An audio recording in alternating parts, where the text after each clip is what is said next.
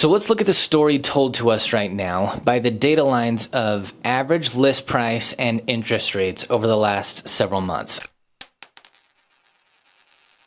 All right, hello. My name is Christopher McGee. I'm the owner of Halcyon Real Estate, affiliated with the Keller Williams Market Center in Salt Lake City, Utah. Today is the 16th of December, 2024. I've been married for 18 years today. I know I look like I'm 30, but I'm 40. Today's my anniversary. Chris, why are you working? I'm not gonna work all day, don't worry about it, but we've got 4 beautiful children. Parenting with my wife is a blast, and I would do it all over again. But this isn't a marriage counseling video. This is the numbers, the nuance. This is where you come every week in order to know exactly what's going on in Utah's housing market. I'm going to show you numbers and charts that are coming right off the MLS, tracking the data over weeks and months so that you can see what the trends are right now. And let's just jump right into it.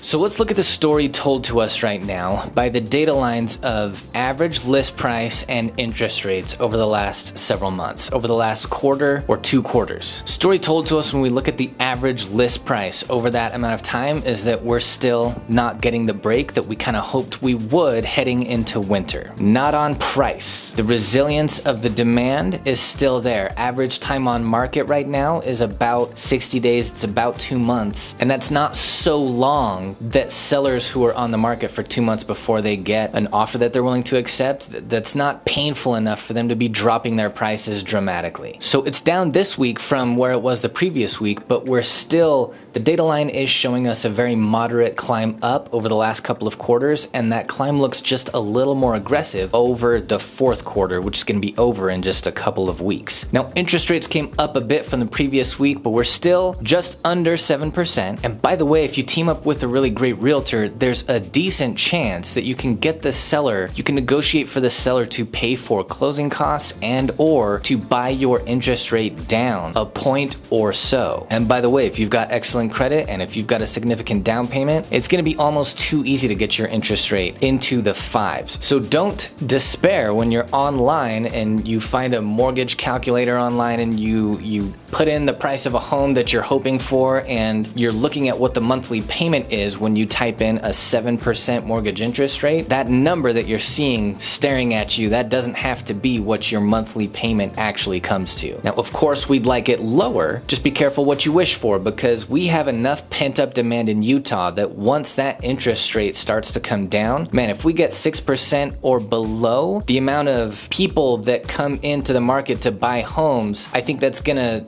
drive up prices at a pace higher than it's been driven up across the last couple of years. It's not going to be COVID all over again. Our inventory, the amount of supply that we have for homes available on the market is too high for that. And the amount of demand that we have pent up is high, but the interest rates are not 2-3%, right? So it won't get crazy like it did over COVID. But do we want home prices coming up anymore? I think the answer to that is no. We'd like to see them go the other way, but our level of demand is just kind of stopping that from happening. All right, let's look at these numbers.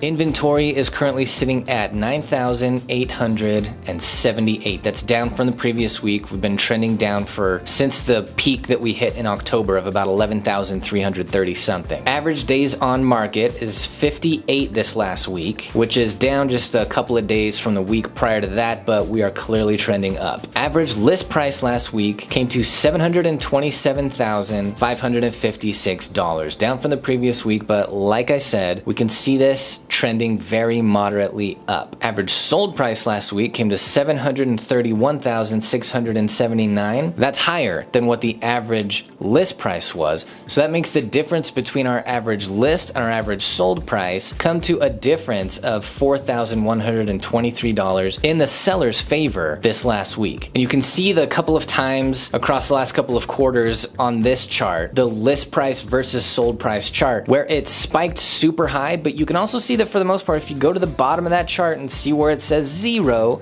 you can see that for the overwhelming amount of time of the last couple of quarters, and indeed over the last couple of years, if we were to look at it, we're staying just under 0 in terms of difference between average list and average sold, and that comes to about $10,000 to $15,000 in the buyer's favor is where we have been for the overwhelming amount of time the last couple of years. And we can see in this last quarter that we've seen some volatility trending a little bit more in favor of the seller. Number of homes sold last week came to 515. That's down. We can see this trending down. Number of homes currently under contract comes to 4,229, which is down, trending down. So demand resilient through the winter months, but whether we're looking at homes sold or homes under contract, both very good measures of demand right now in our market. Both of them are trending down, as we expect them to through winter. Number of price reductions that happened last week came to 672, which is down from the previous week, and this is trending down. The number of listing contracts that were either canceled, expired, or withdrawn from the MLS last week came to 416, down a bit from the week before. And finally, interest rates for a fixed rate 30-year conventional loan, national average at 6.95, up from the previous week. This is trending super level across the entirety of the last couple of quarters. We can see it came down. It's been a little bit higher than this, but we're at about just under 7%. And that's it for this week, guys. If you have any questions about anything here, feel free to hit me in the comments. I'll be happy to respond. As always, if you or anybody you know is looking to sell or buy a home in Davis County, Tooele County, Salt Lake County, or Utah County, let me know. I'm going to be more than happy to team up with you or whoever it is you know. Make sure you know what's going on. Make sure you're educated on the market. I want to make sure you get the best deal for what works for you. And as always, if you'd like to stay educated on Utah's housing market,